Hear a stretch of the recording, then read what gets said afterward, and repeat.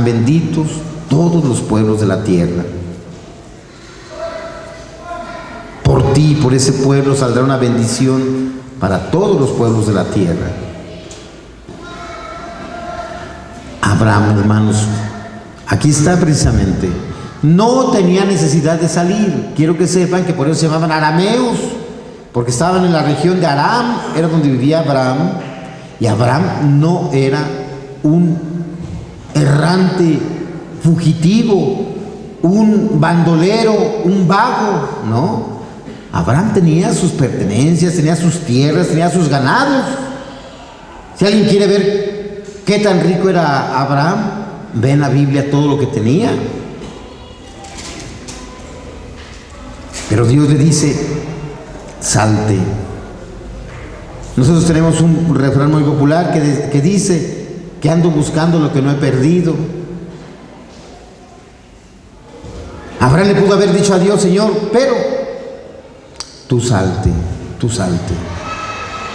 Y él, ahí está la fe. Sí, Señor, tú me dices que salga, yo me voy. Nos vamos a dar cuenta cómo la lógica de Dios no es igual a la lógica humana. Fíjense bien, el modo de pensar del hombre no es el modo de pensar de Dios. El pensamiento de Dios es un pensamiento eterno, divino, que abarca el pasado, el presente y el futuro. Para Dios todo es presente. Nosotros, nuestro pensamiento es limitado, es parcial.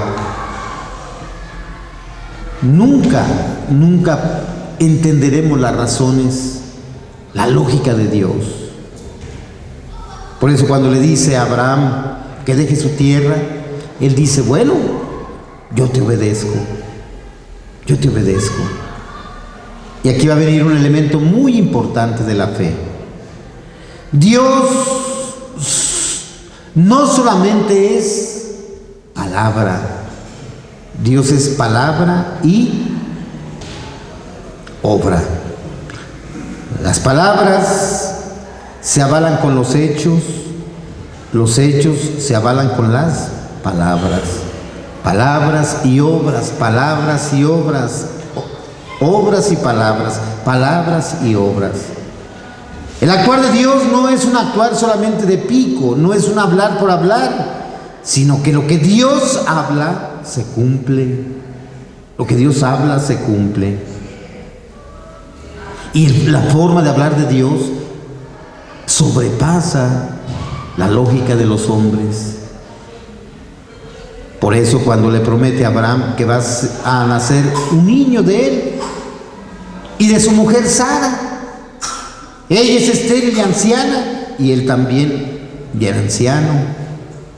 De aquí a un año, cuando pase, volveré y tendrás un hijo. ¿Qué creen que hizo Sara cuando Dios le dijo que iba a tener un hijo? Le dio risa, le dio risa. Y luego a Abraham no le gustó que se riera y le dice: ¿por qué te ríes? Y luego dice: no, me estaba riendo. Sí, te estaba riendo. No te hagas, sí te estabas riendo. Fíjense bien cómo las palabras de Dios se cumplen. Dios es fiel. Dios es fiel. Y su palabra se cumple. Y las obras avalan las palabras, y las palabras avalan las obras. Por eso se entreteje la historia de la salvación, se entreteje. El hecho de que nosotros estemos hoy aquí no es casualidad. Traemos una tradición muy atrás, donde se han ido entrelazando las palabras y las obras desde muy antiguo. ¿Qué pasa al año? Ahí está Isaac. Ahí está el pequeñito. Aquel hijo del que su misma madre se rió por la posibilidad de tenerlo, lo tiene entre sus brazos. Porque Dios no habla por hablar. Lo que Dios dice se cumple. Y Dios actúa por encima de la lógica humana. Dios actúa por encima de las expectativas del hombre. Está muy por encima. La naturaleza le va a servir a Dios muchas veces para que resalte su poder. La naturaleza será aliada de Dios para que se vea su grandeza. Ahí está Isaac. Pero, le dice Dios, ahora me lo vas a sacrificar. Y otra vez Abraham. Fíjense, la lógica humana que hubiera sido: Señor, no la friegues. Primero, ya había creído en ti, ya creí en ti, y ya me has cumplido todo, ya dejé mi tierra, ya me prometiste un niño, ya me lo diste, y ahora me dices que te lo sacrifique. Vean ustedes la lógica de Dios, vean ustedes la lógica de Dios, cómo Dios no piensa como los hombres. ¿Y qué le dijo a Abraham? No, ya me lo diste, ahora te doy pura fregada, ahora ya no te doy nada. ¿Qué le dijo a Abraham? Señor, lo que tú me mandes. Ahí voy. Agarra al niño, agárrate la leña, hijo, vámonos al monte. Papá, y Dios proveerá, Dios proveerá. Véngase, vámonos. Estaba a punto de darle la puñalada al niño para sacrificarlo, y un ángel le detiene la mano. Ya veo que temes a Dios. Ahí está, el temor de Dios. El temor de Dios. Ya veo que temes a Dios. Y aparece el borreguito por ahí, lo sacrifican. Ahí está nuestro Padre en la fe. Quiero, queridos hermanos, que se fijen muy bien, que no nos perdamos. Dios se acerca al hombre, pero necesita quien sintonice con Él. Quien sintonice con Él. Por eso, en la fe, y cuando hablamos de la fe, hay dos actores. Uno es Dios, que se acerca y se comunica, y otro es el hombre que sintoniza con Dios, sabiendo que la lógica de Dios está por encima de la lógica humana. Dios está por encima. No es querer entender a Dios, no. En la fe, queridos hermanos, no lo vamos a entender. Es necesario abandonarnos. Una vez que sintonizas con Dios, te abandonas. Tú sabrás, Dios proveerá, Él sabrá.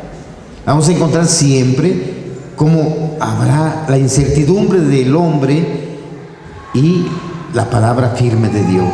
Señor, tú sabrás.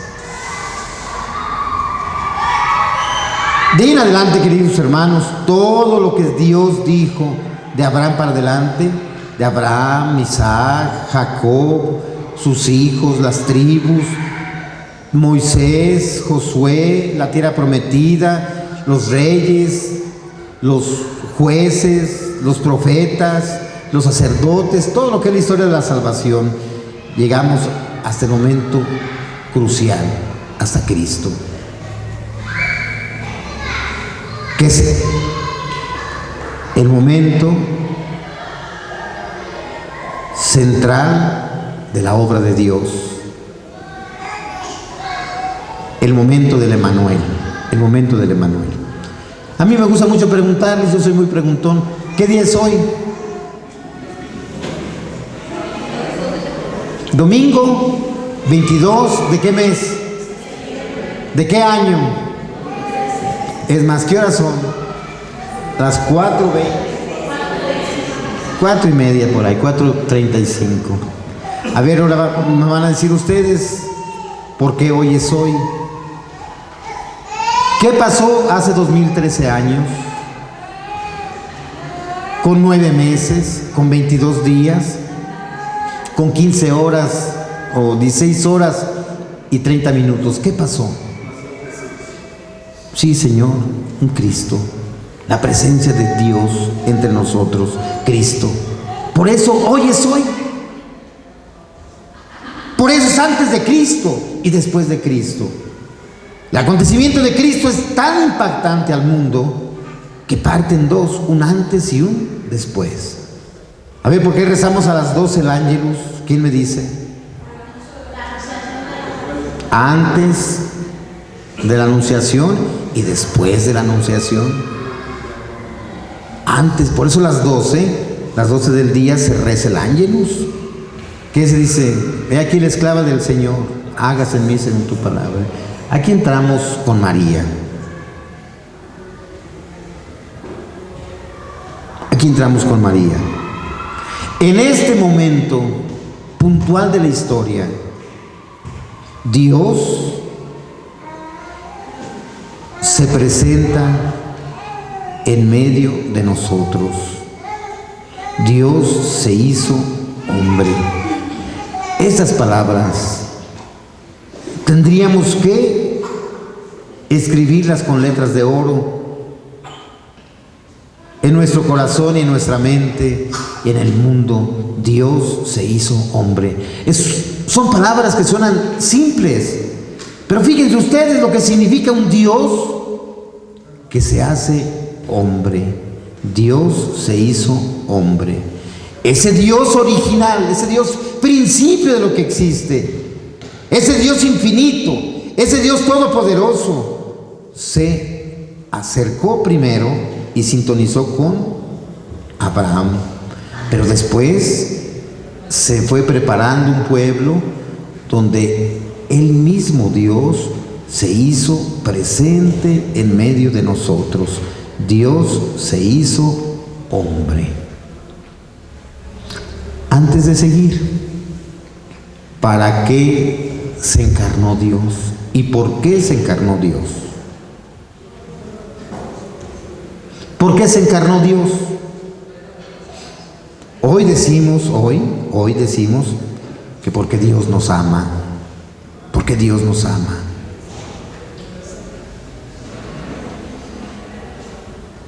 No hay más razones. Dios nos ama. Así de facilito, así de hermoso es esto, porque Dios nos ama. Si quieren barajear un poquito más, porque se revela como un papá que ama a sus hijos. Y si quieren un poquito más, porque Dios nos ama, es un papá que quiere a sus hijos y quiere que sus hijos estén con Él.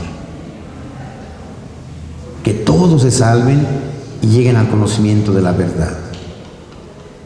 ¿A qué envió el Padre a Jesús al mundo? ¿Por qué se encarnó?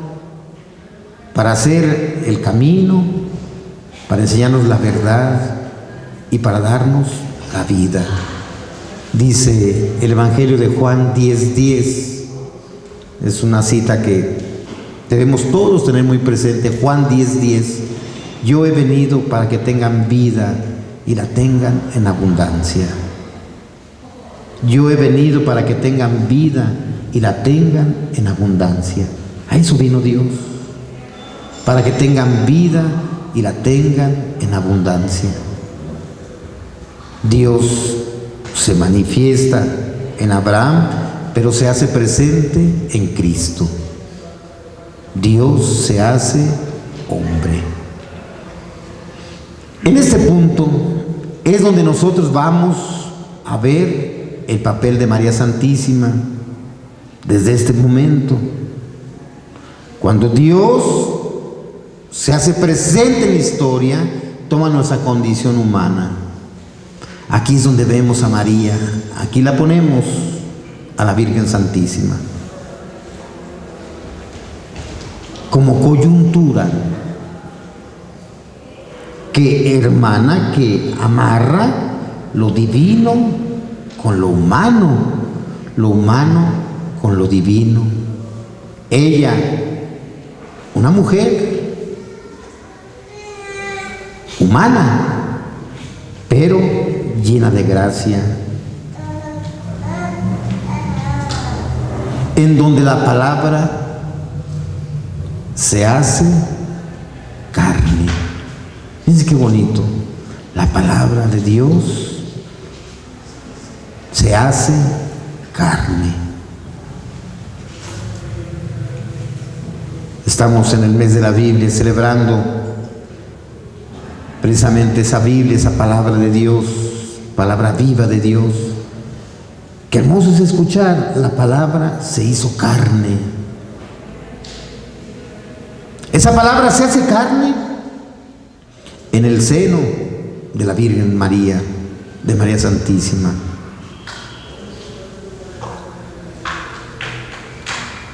A nosotros nos puede resultar muy simple, pero no es tan simple. Pero fíjense nuevamente los ingredientes de la fe. Primero,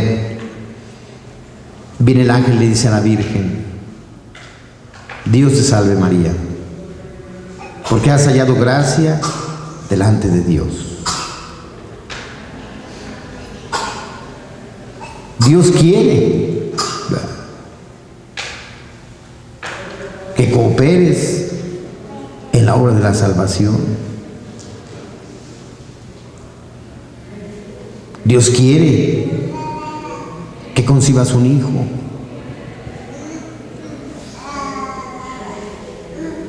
María, desde su humanidad,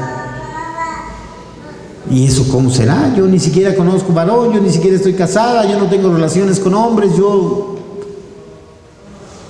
el poder del Altísimo descenderá sobre ti.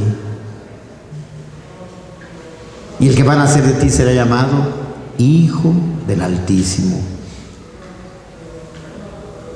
El Espíritu Santo te cubrirá con su sombra. Pues no es fácil para una mujer de un pueblo pequeño, de Nazaret. Yo creo que la Virgen Santísima debe haber sido, si era llena de gracia desde el vientre de su madre, pues una mujer de Dios. San Joaquín, Santa Ana, me acuerdo cuando el Papa Francisco estaba en Brasil y le decía a la gente: vamos a celebrar a los abuelitos de Cristo. Y todos se quedaban así como: los abuelitos de Cristo. Pues sí, a San Joaquín y a Santa Ana vamos a celebrar a los abuelitos de Cristo. Pues yo creo que San Joaquín y Santa Ana pues vieron en su hija algo diferente. Yo siempre les digo que miren que hay mujeres en el mundo, muchas mujeres, y Dios preparó una y escogió una para que fuera la madre de su hijo. ¿Cómo sería esa mujer?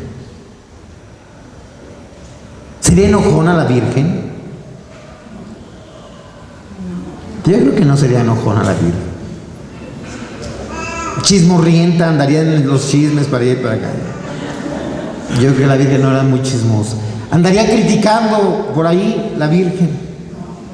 Yo creo que tampoco. Era una mujer limpia, trabajadora. Yo creo que sí, pues sí, llena de gracia. Al verse una mujer virtuosa, muy virtuosa.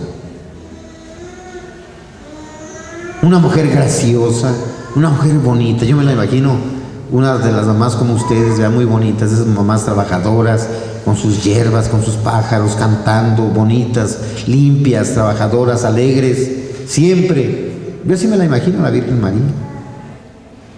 Una mujercita gracil, ¿verdad? Y alegre, y con una vida interior muy grande, pura.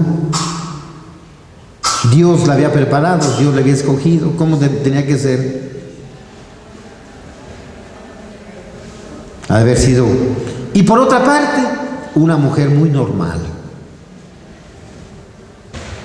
Ya andaba por ahí con pláticas con un muchacho. Se llamaba José. Llevaba por ahí planes de matrimonio, para que se vea que no era algo, una muchachita normal, pero también diferente. Bueno, pues ahí Dios le dice que si quiere ser la madre de Jesús. Y en este telón del año de la fe se vuelven a dar los ingredientes fundamentales de la fe. Dios que le habla. Has encontrado gracia delante de Dios. Dios va a ella. Dios, fíjense bien, quien toma la iniciativa es Dios, siempre es Dios. Él es el que lleva la iniciativa en la obra de la salvación. Él es el primero que sale a buscar, que sale a revelarse, que sale a hablar. Dios viene a María. El segundo elemento, María no lo entiende, no lo entiende. Fuera de la lógica humana, no lo entiende. ¿Cómo podrá ser esto? Ya cuando le habla del poder del Altísimo, de la sombra del Espíritu, pues la Virgen María, como dicen los jóvenes, se saca más de onda. No entiendo, no entiendo. Pero viene la sintonía de la otra parte de la fe. Dios se comunica, pero viene la segunda parte. Yo soy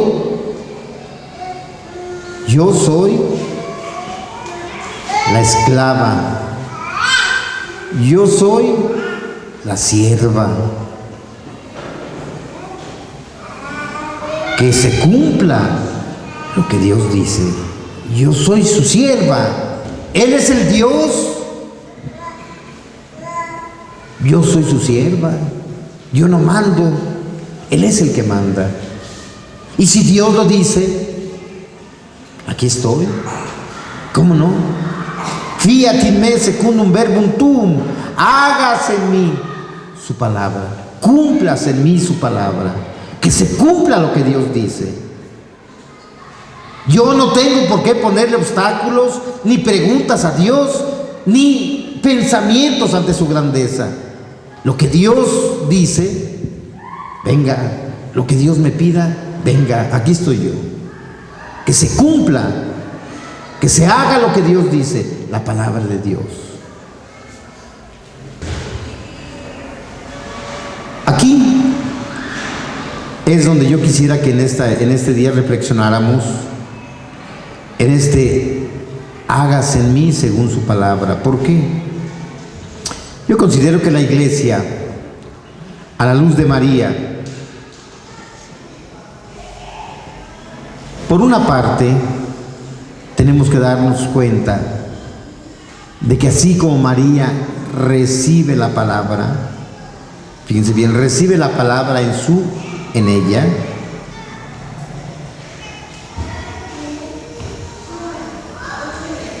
y esa palabra toma carne en ella.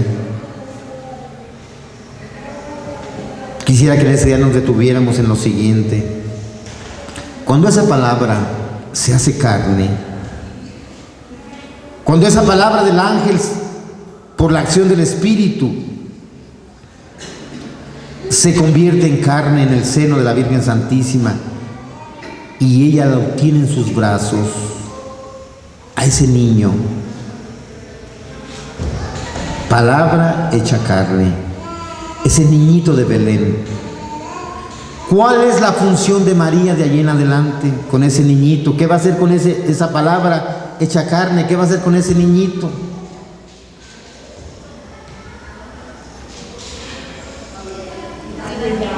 Es palabra de Dios que se hace carne y la tiene en sus brazos. ¿Qué le toca a María? Cuidarlo. Esa es una misión de nuestra iglesia. Nosotros como iglesia, en este día, en esta jornada bíblica, como iglesia, dentro de muchas cosas que tenemos que hacer, tenemos que preocuparnos por conservar, por cuidar con mucho esmero la palabra de Dios. Cuidar la palabra de Dios.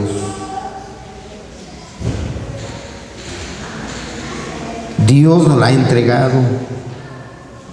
Por eso hoy que celebramos esta jornada bíblica, ahí tienes en tus manos la palabra de Dios. Hay que cuidarla.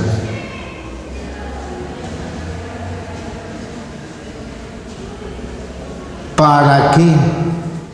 Para que crezca. ¿Para qué? Para que le hagamos vida. ¿Para qué? Para que vaya tomando forma en nosotros. Dios quiso tomar la condición humana, hacerse como nosotros, para que nosotros nos hagamos como Él. Fíjense bien. Dios quiso tomar la condición humana, hacerse como nosotros, para que nosotros nos hagamos como Él. Esa palabra hecha carne, tenemos que cuidarla para que crezca, para que la realidad de Dios vaya cada vez más inundándonos y nos vaya elevando a todos hacia su grandeza. María es figura de la iglesia, depósito de la palabra de Dios para presentarla al mundo. Por eso yo los invito a que esas Biblias que tenemos muchas veces en nuestra casa, esos días que vamos a las misas, como decimos a las misas, llegamos a la lectura de la palabra de Dios y parece que no le hacemos caso, pero la palabra es para que la recibamos como María, que la acunemos como María y que dejemos que esa palabra se encarne en nosotros como en María, para que ese Cristo, ese Dios, siga creciendo en nuestras vidas. La palabra se hizo carne en María. Por liberalidad, por la libertad de Dios y su amor y su gracia al hombre, y también porque María sintoniza con Dios. Fíjense bien, vuelve a sintonizar, un Dios que se acerca y encuentra con quién sintonizar, con la Virgen, sintonía. Hay nuevamente el hecho de la fe, un Dios que se manifiesta y un hombre que lo sintoniza y lo entiende. Ahí está. De aquí podemos nosotros ver por qué María es estrella. ¿Para qué sirve una estrella?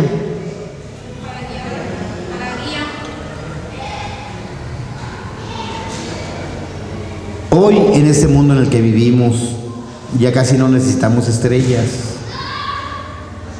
Pero antes, hermanos, cuando no había luz eléctrica, y sobre todo en aquellos desiertos, en aquellos mares lejanos, ¿cómo se ubicaba el hombre? Por las estrellas. Ustedes conocen, por ejemplo, dónde está la cruz, la Santa Cruz, las Cabrillas, la Osa Mayor, la Osa Menor, la constelación de Orión, la Cruz de Mayo, creo que por ahí se llama una, el Lucerito de la Mañana. ¿Mandé? Los tres Reyes Magos, esa es la de Orión. Antes el hombre miraba las estrellas para orientarse. ¿Por dónde? ¿Por dónde? Miraba las estrellas para... Todavía la brújula no se inventaba. No se inventaba la brújula. Hoy ya sabemos para dónde queda el norte. ¿Cuál es el oriente? ¿Cuál es el poniente? ¿Cuál es el norte y cuál es el sur? Ahora sí ya sabemos. Pero cuando no había brújula, el hombre miraba al cielo y se orientaba por las estrellas. Por las estrellas. Es la que orienta la ruta, la que nos dice dónde estamos y por dónde tenemos que irnos. Sirve para orientar el camino, el rumbo. La Virgen Santísima se le ha llamado corredentora, corredentora, junto con Cristo. Pero, queridos hermanos, María es la primera que acoge el Evangelio en su seno. Es la primera en recibir la alegre noticia de la salvación. Es la primera que la cuna en ella misma.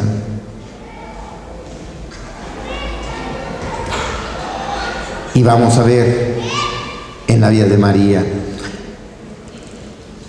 ¿por qué es la Virgen Santísima estrella?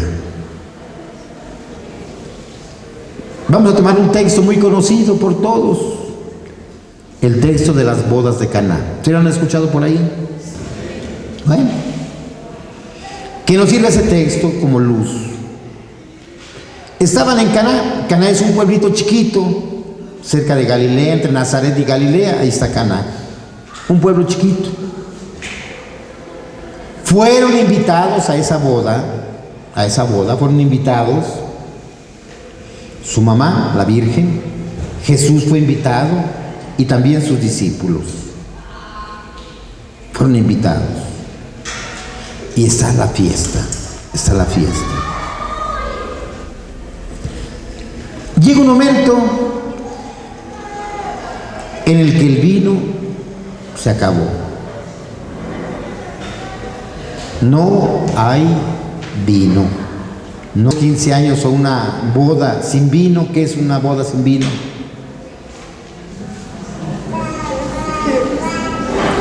Pues como que hace falta una o dos copitas para que se nos quite lo chiviao, ¿no?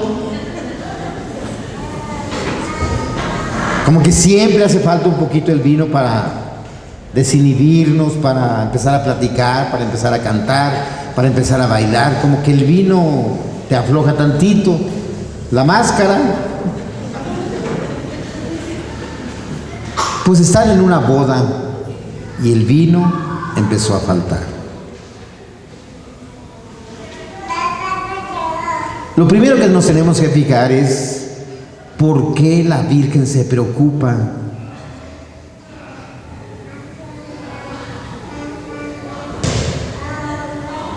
A mí me invitaron. A ver, pónganse ustedes en su lugar. Si van a una fiesta, los invitan y se acaban las tortillas. Ustedes se van a comprar las tortillas.